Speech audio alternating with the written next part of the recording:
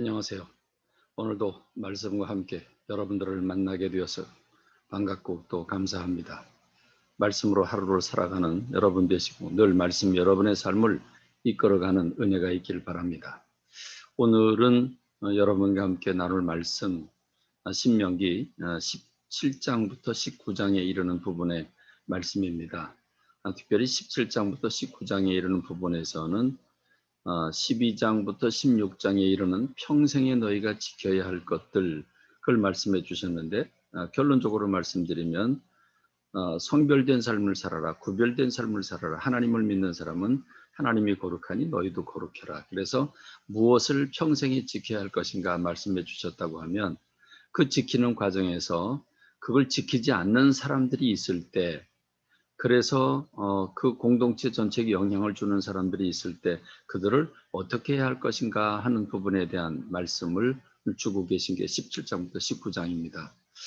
이 부분을 간단히 간추려 드리면, 제가 그걸 요약을 타이핑을 치지 못해서 이렇게 말씀으로 드린 거 죄송하게 생각하고 제가 이렇게 간추려 말씀드리겠습니다. 17장 2절로 7절의 말씀은 우상 숭배자들이 너희들 가운데 생기거든 그를 돌로 쳐 죽여라. 또 만일 어떤 분쟁이 생겨서 판결이 어려운데 그걸 제사장에게 가져가라. 제사장에 가져가면 판결을 해줄 거다. 그런데 제사장이 판결해 주는 것을 믿지 않는 사람, 그걸 받아들이지 않는 사람이 있다면 돌로 쳐 죽여라. 또 왕과 같은 지도자는 어떤 삶을 살아야 될 것인가? 병마를 많이 구매하고 또 아내를 많이 거느려서 혼란스럽고 문란스러운 삶을 살지 마라. 또 은금, 돈과 재물을 탐내지 마라. 그리고 말씀을 늘 옆에 두고 그 말씀을 사랑하고 그 말씀을 실천해라. 레위인에게는 재산을 주지 말고 하나님이 그들의 기업이기 때문에 하나님 앞에 드린 예물을 그들이 나눠 쓰게 해라. 또 이방 사람들, 믿지 않는 사람들의 그 가증한 행위를 본받지 마라. 특별히 점쟁이를 찾아오고 무당이나 또는 혼을 불러내는 사람들이 있다면 용납하지 마라. 또 도피성을 만들어서 고의가 아닌 정말 그 부지 중에 실수로 살인한 사람이 있다면 구제를 해라. 그러나 고의로 살인하고 도망간 사람이라고 하면 그 사람을 밝혀서 그 죄를 벌하라. 이웃 사람들과의 그 경계표, 그 경계표를 움직이지 마라. 또 거짓 증언하는 사람들을 처단해라. 그 처단하라고 하는 건 돌로 쳐 죽이라고 하는 거죠. 이런 말씀들을 언급하고 있습니다. 한마디로 생각하면 비윤리적인 것 같고 하나님 너무 잔인하게 보입니다. 그러나 오늘 이 17장부터 19장에 이르는 말씀의 주제는 그렇게 해서 회중 가운데, 공동체 가운데 악을 제거해라. 너희들 가운데서 악을 제거해라 하는 말씀입니다. 그래서 어쩌면은 이 17장부터 19장에 이르는 부분에 가장 핵심적인 말씀이 있다고 하면 그게 1절, 17장 1절의 말씀일 수 있습니다. 이 말씀을 함께 나눠보면 17장 1절에 있는 말씀 이렇게 되죠. 흠이나 악질이 있는 수와 양은 아무것도 내 하나님 여호와께 드리지 말아라. 이는 내 하나님 여호와께 가증한 것이 된다. 이 말씀이 가장 핵심적인 말씀일 수 있는데요. 흠이나 악질이 있는, 다시 말하면 흠이 있는 어떤 병이 있거나 또는 장애가 있거나 그런 짐승들은 하나님 앞에 제물로 쓸 수 없다. 왜냐하면 하나님이 완전하신 분 아닙니까? 모든 것을 창조하시고 완전하신 분인데 이런 흠 있는 것을 드려서는 안 된다라는 걸 말씀하고 있습니다. 2절로 7절까지의 말씀은 그 예 중에 하나인데 만일 너희가 사는 사람들 가운데 어떤 남자든지 어떤 여자든지 하나님의 목전에 악을 행하여 그 언약을 어기고 가서 다른 신들을 섬겨 그것에 절하고 명령하지 않은 1월 성신에게 절을 한다고 하자. 이런 사람을 발견했다고 하자. 그러면 어떻게 할 것인가? 그것이 내게 알려짐으로 내가 듣거든 자세히 조사해 볼지니 만일 그 일과 말이 확실하여 이스라엘 중에 이런 가증한 일을 행함이 있으면 너는 그 악을 행한 남자나 여자를 네 성문으로 끌어내고 그 남자 여자를 돌로 쳐 죽여라.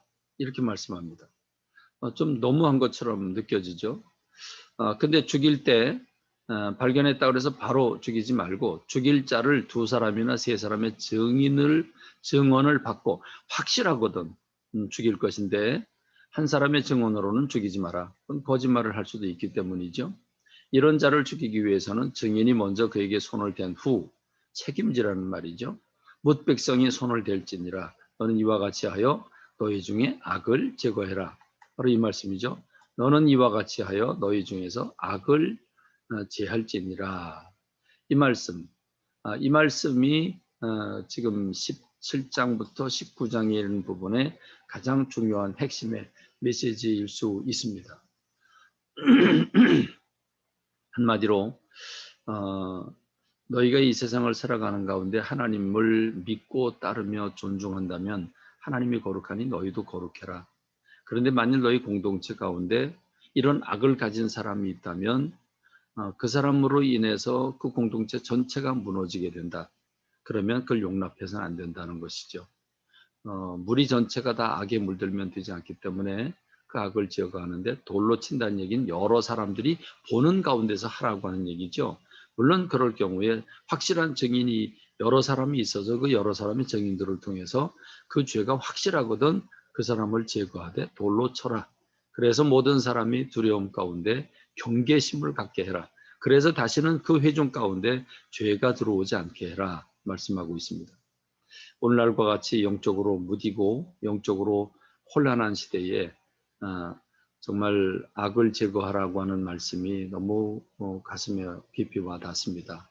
여러분, 다른 사람을 말하기 전에 우리 세상을 말하기 전에 여러분 자신은 악의 요소가 없습니까? 여러분 자신 안에는 부끄러움의 요소가 없습니까? 그것을 찾아내서 그걸 제거하라고 하는 어떻게 보면 그 돌로 쳐 죽이란 말도 안 되는데 여러분 음식을 먹을 때 상한 음식이 발견된다면 곰팡이가 발견된다면 그걸 보고도 그냥 먹겠습니까? 그 부분을 제거해내지 않겠습니까? 그래야 우리가 음식을 먹을 때 건강하지 않겠습니까? 그것으로 인해서 아깝다 그냥 내버려두면 모두를 다 버리게 되지 않겠습니까? 내 안에 어떤 요소가 악의 요소인지를 찾아서 그걸 제거해라. 이렇게 받아들이는 것이 가장 은혜가 되는 줄로 믿습니다. 오늘도 말씀 가운데 살아가는 여러분 되시길 바랍니다. 말씀을 소중히 여기고 이 말씀을 꼭 들으시고 그리고 그 말씀을 실천에 옮긴 여러분 되시되 특별히 부탁드리기는 기도하는 일에 하루에 한 번씩은 교회 와서 기도하고 주님과 더불어 동행하는 주의 음성 듣고 응답받고 살아가는 저와 여러분 되기를 간절히 소망합니다. 여러분 오늘 말씀과 더불어 만나게 되어서 반갑습니다. 말씀을 맺겠습니다.